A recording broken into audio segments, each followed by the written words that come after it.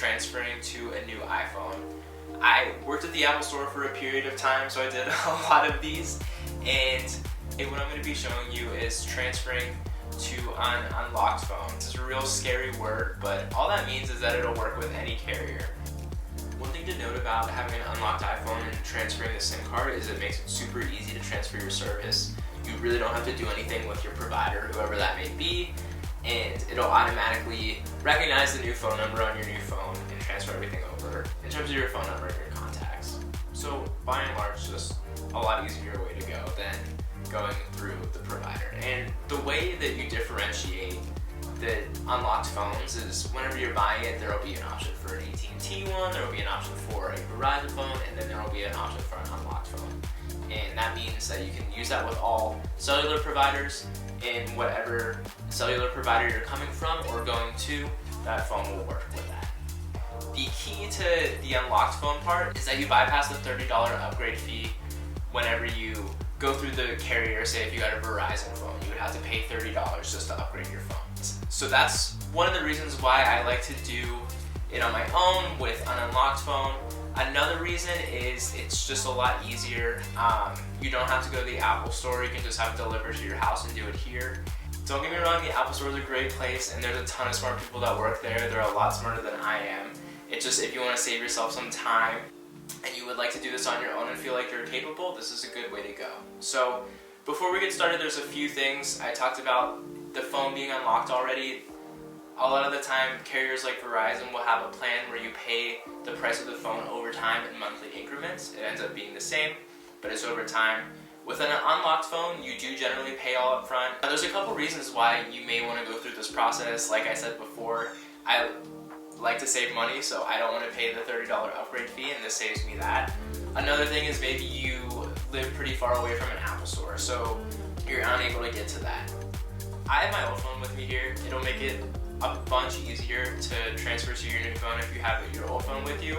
It'll just do some things automatically that it would not do if you didn't have your old phone with you. So if that is an option for you, I would recommend doing that.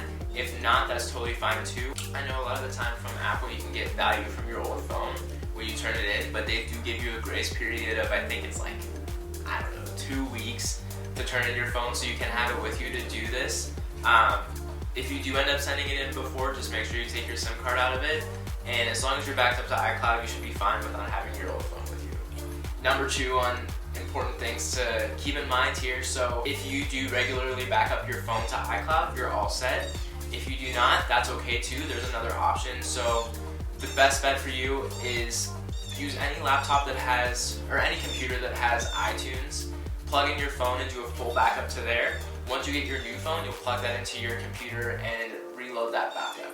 However, what I'm going to be showing you today is through iCloud, just because that's what I use, though I have done it with iTunes before and it's fairly easy. The third thing that you want to make sure you have on hand is a SIM card popper. So this is the box that it comes in. Fortunately, unlocked iPhones do come with SIM card poppers already in there. It's going to be in this little sheet of paper. You'll see it right here. So you do want that. So most important things are make sure you have a backup and make sure you have a SIM card popper. If you for whatever reason don't have one, a small paper clip will work perfectly fine. So we're gonna go ahead and get started here.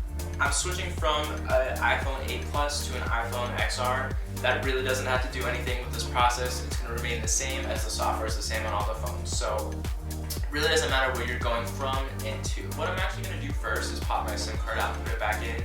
You can do this at any time during the process, it really won't impact it. Basically what your SIM card is a little chip in the side of your phone that I'll show you in a little bit that holds your cell phone carrier information, so it holds your phone number information, all that good stuff, and it's held in a tray on the side of the thing. It's really just, it's pretty simple, it's just your phone number basically. But we'll do that first. So as I said before, take the SIM popper that comes with it, and then there's a little slot on the side that'll have a hole on the side of it, and you want to push down with a decent bit of pressure so that it pops out and it'll slide out right at the side. There's your SIM card right there, and it'll automatically transfer the service of your provider to your new phone. So just like with your old phone and taking out the side of it, it's going to be on the same side for the new one. Push that down, pop it out. So you're going to want to line up the SIM card in the little tray where it fits. It can really only fit one way, so you can't really go wrong here. Then slide that back in. And then this is the part where I was talking about if you have your phone handy, this will help you out. If you do happen to have your phone on with you, bring the other phone close and unlock it. On my old phone, it'll give me a message after I unlock it that says, do I want to set up a new phone? Obviously, I don't want to do that. And then it'll come up with this little screen on your new phone, these swirly dots, I'm not sure what to call them. And then on your old phone, it'll ask you to hold that up to the camera. So you're going to want to align those, and then it'll happen pretty quickly where it registers that. After you link the old phone to it, it'll take you through some steps. Those are pretty self-explanatory, so I'm not going to walk you through those. So what I'm going to do to transfer my data is, as I talked about before, I have a backup automatically in iCloud. So I selected that option to download the backup from iCloud, but you can do that equally as easily with the iTunes option, which I used to do before. And then it asks, because it backs up automatically, I have one from last night. It asks if I want to update it again before restoring. I'll just do the one from last night. And this restore from iCloud can take a while. I have like 18,000 pictures, so it's probably going to take me a while. So settle in, pour yourself a cup of tea, and just wait till it does its thing, and I'll download this to your new phone. And then with that, it downloaded everything from my iCloud, and it's starting back up. You'll see that only some of my apps are on here already. And then if you go into pictures, there's not going to be probably anything there because that downloads over time, so don't panic if it's not there. It doesn't mean it was lost in the transition, it's just going to take a couple hours for it to come down from the cloud. So just give it some time and don't panic. And then with that, you should be set with your new phone. Hopefully this was helpful.